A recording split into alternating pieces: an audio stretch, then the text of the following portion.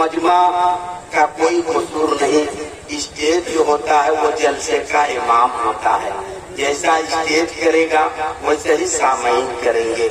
मैं इस इरादे के साथ एक मतला पढ़ लेता हूँ, मुलाजा कर ले।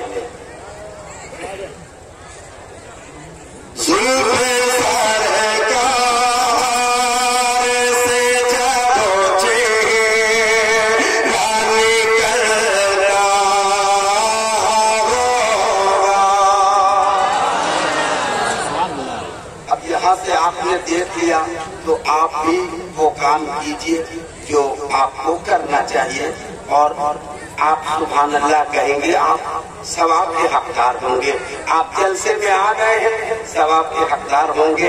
अगर ये नियत है कि हम जलसे रसूल में जा रहे हैं, आप सवाब के मुस्तहिक होंगे। मगर आप अपने जबान से सुभान अल्लाह कहेंगे, 90 नेकियों के हकदार होंगे। एक मतला, एक शेर, उसके बाद इजाजत। सुल्फे